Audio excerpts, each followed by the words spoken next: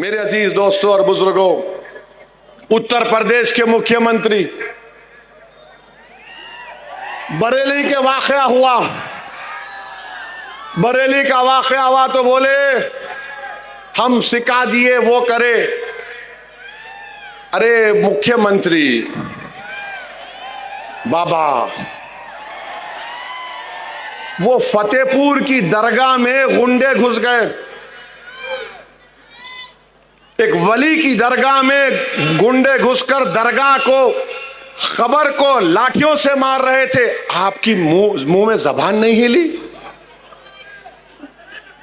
खाली बरेली में क्या हुआ वो याद रहा आपको?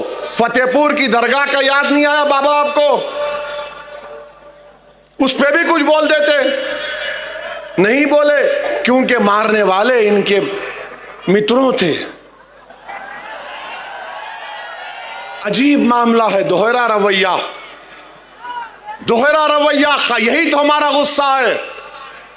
वो दरगाह पे हमला हुआ, कुछ नहीं, वो बरेली में हुआ, वाह मैं ऐसा कर दूंगा, मैं वो कर दूंगा।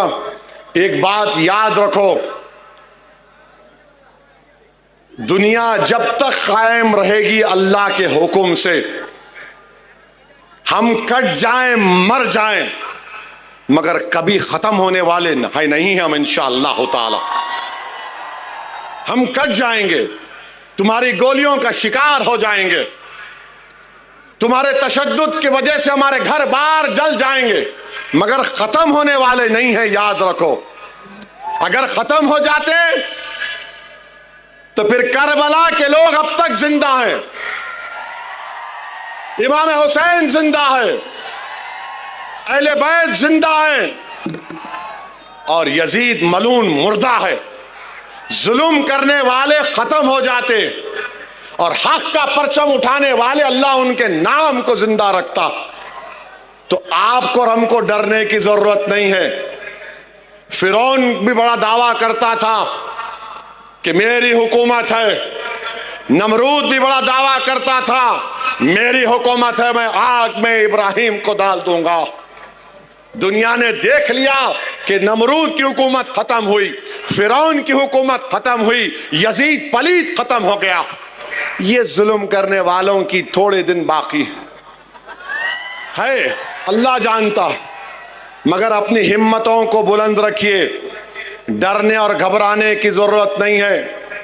और जब कभी भी परेशानी आती है तो थोड़ी देर के लिए सोचो गाजा के फलस्तीनी क्या कर रहे होंगे। 65,000 मर चुके हैं, 65,000। और मां बोलती है बेटे की जनाजे के सामने खड़े होकर, बेटा मैंने तुझे बैतुल मुक़द्दस मस्जिद अक़सा के लिए शहीद किया, जा रसूलुल्लाह सल्लल्लाहु अलैहि वसल्लम को मेरा भी सलाम पहुंचाना। बाप बेटे की लाश को देखकर कहता है, छोटे बच्चों की लाश को बाप कहता है, या अल्लाह तेरे हक के लिए मैं कुर्बान कर दिया। और गूगल पर जाकर देखो, 65,000 गाजा में मर गए, एक आदमी भी खुदकशी नहीं किया, एक भी खुदकशी नहीं किया। आजकल तो साइकियाट्रिस्ट सबको बेवकूफ बना रहे। अरे यहां हम देखे तो अरे ऐसा हो गया, अरे वैसा हो गया। अरे मर्द बनो, हिम्मत वाले बनो, कुछ नहीं होता, अल्लाह हमारे लिए काफी है। हस्बुनल्लाह व निअमल वकील, अल्लाह हमारे लिए काफी है। अरे मसाइब के तूफान आएंगे मगर जो सबर और साबित कदम रहेगा और हिम्मत नहीं छोड़ेगा, तुमको दुनिया में इज्जत या फिर कोई तकलीफ मिली होगी मगर इसका अजर अल्लाह हशर में देगा। अल्लाह तुम्हारा हमारा इंशाअल्लाह ताला उसका अजर हशर के मैदान में देगा। और हम मोहम्मद सल्लल्लाहु अलैहि वसल्लम के उम्मती हैं, अल्लाह के रसूल सल्लल्लाहु अलैहि वसल्लम, हम खबर में जाएंगे, चेहरे मुबारक का दीदार करवाया जाएगा। सोचो क्या खुशखबरी होगी, क्या मजा आएगा जब रहमतुल आलमीन के चेहरों को देखोगे, जब चेहरे मुबारक को देखेंगे। क्या मंजर होगा जब हशर का मैदान होगा, सब रसूल नबी नफसी नफसी बोलेंगे और कमली वाले बोलेंगे मेरा उम्मती कहां है, मेरा उम्मती आओ। गुनाहगार को तलाश करेंगे। तो मेरे अजीज दोस्तों और बुजुर्गों, नेक बनो, अपने माँ बाप की खिदमत करो, माँ बाप से अच्छा बर्ताव करो, बीवियों से अच्छा रहो। बीवी से अच्छा नहीं रहते, बहन से बहन भाई कुछ करा तो गुस्सा आता, सीना तान के जाते, क्यों रे मेरी बहन को ऐसा बोला, अपनी बीवी को, तुम्हारी बीवी को क्या हो रहा। ये मैं सब देख के बोल रहा हूं, अवाम से सुनकर बोल रहा हूं। ये माशरे की बुराइयों का खात्मा करना है। किसी से नहीं डरना, ना बाबा से डरना, ना मोदी से डरना, ना अमित शाह से डरना, ना शिंदे से डरना, ना फडणवीस से डरना, किससे भी नहीं डरना सिवा अल्लाह से। अल्लाह के पास सबसे बड़ी ताकत है, अल्लाह के पास इख्तिदार है। अरे भारत में कई हुकूमतें खिले आए, सब चले गए, नाम रहे नाम अल्लाह का ही नाम रहेगा। तो हिम्मतों को बुलंद करो नौजवानों।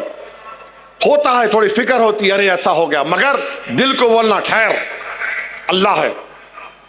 अपने हौसले को तुम 10 सेकंड के लिए ठहर जाओ, देखो तुम्हारे में कैसा इत्मीनान और कॉन्फिडेंस पैदा होता है। तो मेरे अजीज दोस्तों और बुजुर्गों, याद रखिए, हमारे ईमान की हिफाजत उसी वक्त होगी जब हम अल्लाह से मोहब्बत करें, रसूल अल्लाह सल्लल्लाहु अलैहि वसल्लम से मोहब्बत करें। और याद रखो, किसी शायर ने अच्छा कहा था कि ना तो जमीन के लिए है ना आसमां के लिए है, जहां है तेरे लिए, तू नहीं जहां के लिए, तू नहीं जहां के लिए, जहां हमारे लिए बनाई गई है। आज अगर वो इख्तिदार पे, अरे साहब ऐसा हो रहा है, कुछ नहीं होता प्यारे, कुछ नहीं होता, इंशाल्लाह हम ही गालिब होंगे, इंशाल्लाह ताला हम ही गालिब होंगे, देखना तुम इंशाल्लाह ताला। अल्लाह मजलूमों को इख्तिदार देता है, अल्लाह कमजोरों को इख्तिदार देता है। जिस पे जुल्म किया जाता है ना, तारीख गवाह है, अल्लाह उनको इख्तिदार देता है, उनको बादशाह बनाता है। अल्लाह देगा हमको इंशाअल्लाह ताला। ये हुकूमत जो वफ़ का कानून बनाई, ये जुल्म है मुसलमानों पर। हमारी मस्जिदों को छीनने के लिए कानून बनाए, हमारी दरगाहों को छीनने का कानून बनाए, कब्रस्तानों को, ईदगाह को छीनने का कानून बनाए, हमारे 200-300 साल की दरगाहें, मस्जिदों को ये कह दिया गया कि अब मालिक वक्त नहीं है, एएसआई रहेगा। क्या करना चाहती है हुकूमत ये? क्यों बीजेपी इतनी नफरत करती है मजहबी मुकामात से हमारे? क्यों कह रहे कि अगर कोई हिबा होगा तो बच्ची का हक नहीं लिया जा सकता? अरे मैं अल्लाह को दे रहा हूं, आपको क्या हो रहा है? लिमिटेशन एक्ट अप्लाई कर दिया गया ताकि जो वक्फ बोर्ड की जमीन पर काबिज है वो मालिक बन जाए। आप सोच रहे हैं नरेंद्र मोदी क्या किया आपने कानून बनाकर? आपने हमेशा के लिए बता दिया कि मुसलमानों को उनकी इबादतगाहों से दूर किया जाएगा। आपको गलत फहमी है भारत के प्रधानमंत्री। हम नहीं छोड़ेंगे अपनी मस्जिदों को इंशाअल्लाह ताला, हम नहीं छोड़ेंगे अल्लाह के घर को, हम उसको आबाद रखेंगे। ये हमारे औलिया अल्लाह के आस्ताने उस वक्त भी आबाद थे जब जालिम और जाबिर बादशाह थे, आज भी आबाद है और सुबह क़यामत तक आबाद रहेंगे। हमारी खानकाहें कभी वीरान नहीं होंगी।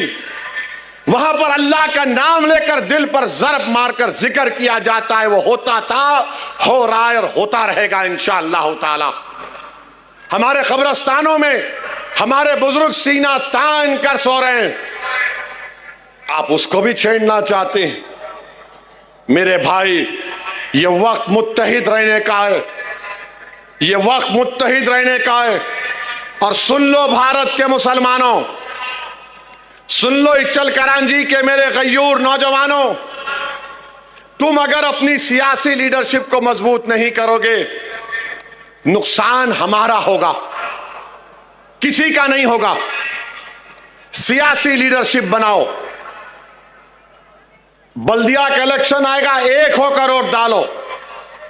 एक एमपी था महाराष्ट्र में, इम्तियाज जलील, पूरे मिलके इम्तियाज जलील को रोकने के लिए कोशिश किए। शिंदे, शरद पवार, अजीत पवार, फडणवीस, सब बोले तेरा मेरा झगड़ा बाद में, पहले इम्तियाज को बिठाना है। पूरे बैठ गए एक साथ। एक एमपी नहीं है मुसलमानों का महाराष्ट्र से। 14% की आबादी है। डेमोक्रेसी की बात करने वालों, तुम झूठ बोल रहे हो। तुम झूठ बोल रहे हो। डेमोक्रेसी में अगर सबसे बड़ी अक़लियत की आवाज नहीं होगी भारत के पंचायत में, तो क्या है? तेवीस जीत के आएंगे खाली। और मुझे नोटिस दी जाती हेट स्पीच की। भारत की पार्लियामेंट में आबादी के लिहाज से कम 55-60 मुस्लिम एमपी होने चाहिए। कौन कर रहा है? हम सिर्फ वोट डालने वाले बन गए। इलेक्शन आया, सेकुलरिज्म जिंदा रखो, वोट डालो और घर में जाके सो जाओ। मजलिस क्या कह रही है? पॉलिटिकल लीडरशिप बनाओ, वोटर मत बनो, सिटीजन विथ राइट्स बनो। सिटीजन विथ राइट्स बनो। वोटर बन गए तो सिर्फ वोट डाल के भूल जाओ। इचल करांची में पावर लूम है, आपके बरखी का, बिजली का रेट बढ़ गया, कोई फिक्र नहीं। पावर लूम इंडस्ट्री बर्बाद हो रही है। तो सिटीजन विथ राइट्स बनो, ये मेरे हुकूक है। मैं सिर्फ वोट डालने वाला नहीं बनूंगा। और तुम कैसे बनोगे? तुम अगर ये so called political secular parties को वोट दोगे, तुम जाके नहीं पूछ सकते। तुम मजलिस पार्टी को वोट दोगे तो तुम आके असदुद्दीन ओवैसी का हाथ पकड़ के पूछ सकते, मेरा काम होता नहीं होता, मेरा काम आप करेंगे नहीं करेंगे। ये आपकी आवाज है।